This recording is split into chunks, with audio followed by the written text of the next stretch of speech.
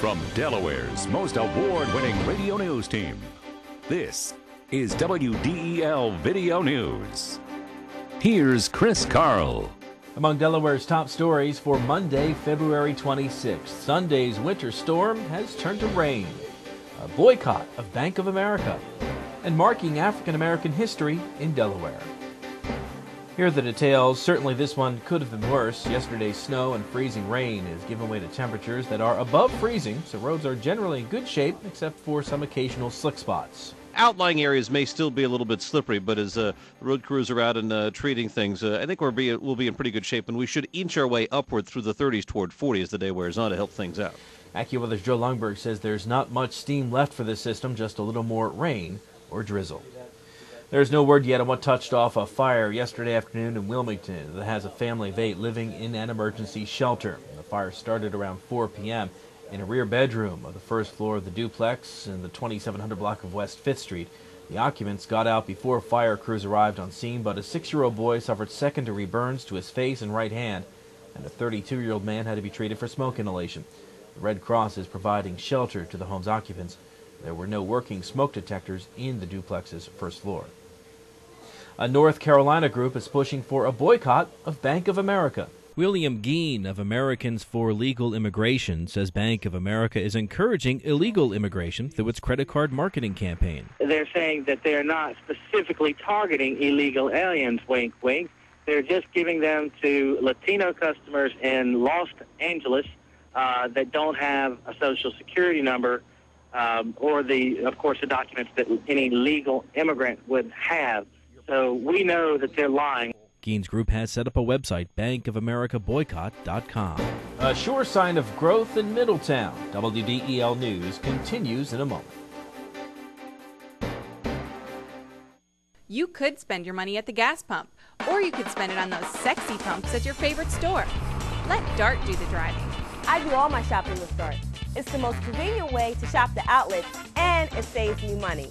Now save even more. Get up to 40% off with a discounted Dart card online at dartfirststate.com or at your local Acme Market. At this rate, with the money I save riding Dart, I'll have a new pair of shoes every week. Travel smart. Choose Dart. A state House member wants to create a waiting period for former state lawmakers looking to return to Dover as lobbyists. The bill to be filed this week by Newark Democrat John Kowalko would require departing lawmakers to wait a year before registering as lobbyists. Kowalko believes the waiting period would reduce suspicions about the interests of lawmakers in the final days of their terms. About 10 Delaware lobbyists are former legislators. Maryland, New Jersey, and Pennsylvania all have one-year waiting periods. If you live in the Middletown area, you know every new day seems to bring a new construction project and new neighbors to town. WDEL's Carl Konevsky has more. Green gives way to brown, or even concrete in one of the county's fastest-growing towns. Barren fields now lie where crops like soygrass and corn once grew, and farm equipment replaced by construction equipment. To accommodate growth, County Executive Chris Coons broke ground on a new phase of the Southern Sewer Service project and says the estimated $17,000 per home connection to the line will affect new affordable housing but not have an impact on people who already live in the area. If you're buying a $300,000 or $400,000 home here, the cost of developing the infrastructure for servicing that house goes into the cost of the house. That's right. What it doesn't do is make the rest of the existing community pay the cost of that infrastructure to connect that house. The groundbreaking marks the start of 7 projects to provide sewer service to the southern part of the county, despite the fact that some people in the area oppose farmers selling their land for development.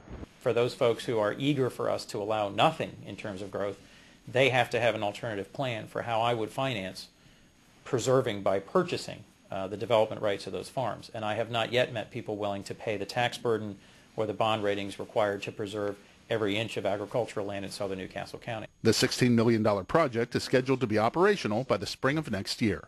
Reporting from Middletown, I'm Carl Konevsky, 1150 AM, WDEL. If you're interested in African American history, you'll soon have a new guidebook to historic sites in Delaware. WDEL's Melanie Armstrong reports.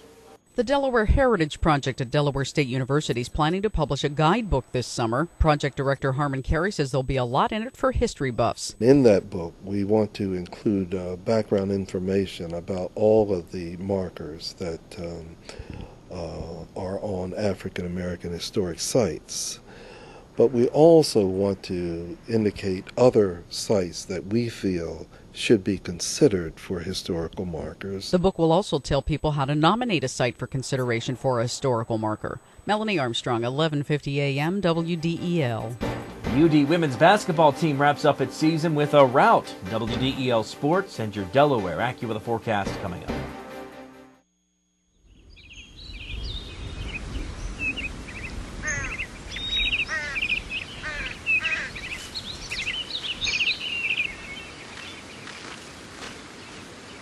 As you look for your college experience, make sure you look at Wilmington College, your key to success.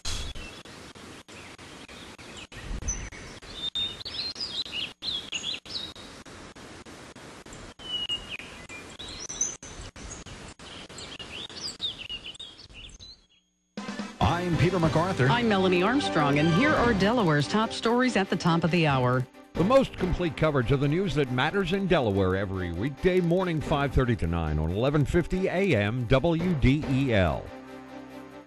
In WDEL Sports, there was no letdown for the Delaware women's basketball team following their win over number 22 James Madison Thursday.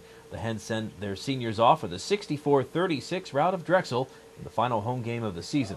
The backcourt trio of Tyresa Smith, Kyle DeHaven, and Elena Koshansky combined for 49 points, led by Smith's 18. Smith moved into third place on the Delaware career scoring list. The Eagles have given backup quarterback A.J. Feely a 3-year contract extension, and that probably means Jeff Garcia won't be back. Garcia will be a free agent and has said he will test the free agent waters. Now it looks like it will be impossible for him to return after Feely signed on through 2010. Your WDEL Delaware AccuWeather forecast: cloudy with a bit of rain or drizzle today, a high 40. Tonight, cloudy skies, low 32. And tomorrow, clouds may break for some sunshine with a high reaching 45.